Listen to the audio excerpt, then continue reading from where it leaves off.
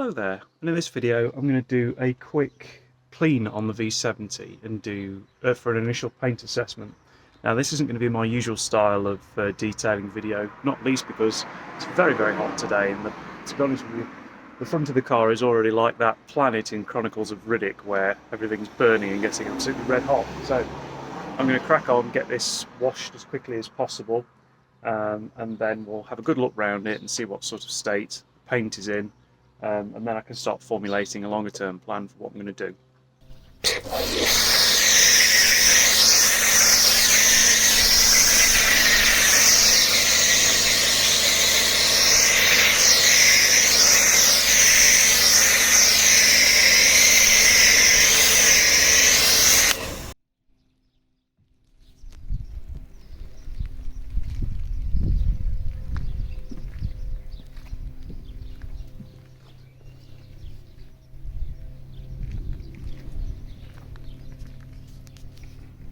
Cup of hot brown time.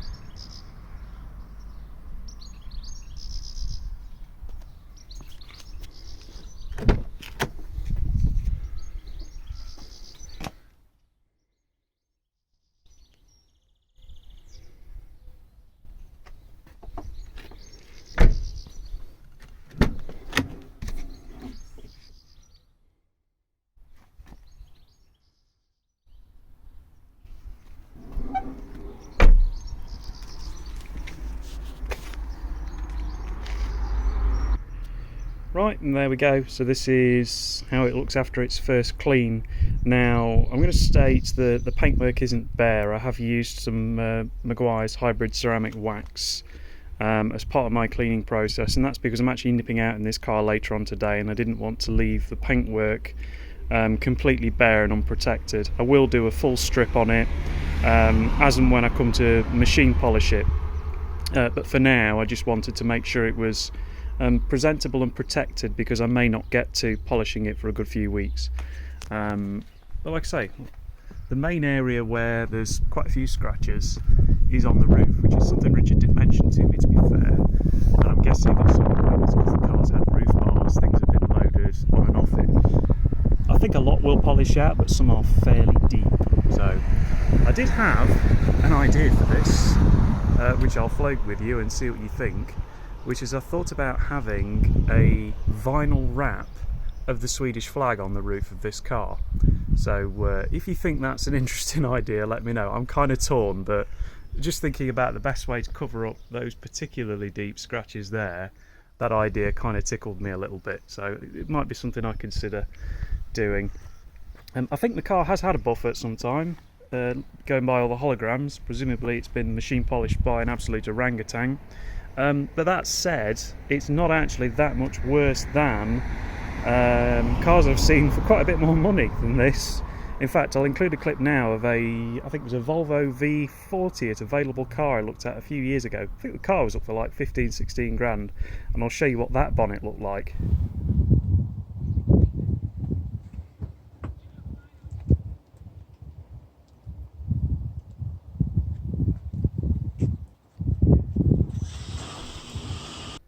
As you can see, this one really isn't that much worse. Okay, it's got a bit of product on it which is masking some of the swirls, but it's really not that bad at all. I will get a dents person to take, there's sort of like 3 indentations in the bonnet which I want to have taken out. They're probably not going to be that easy to see, to be honest with you.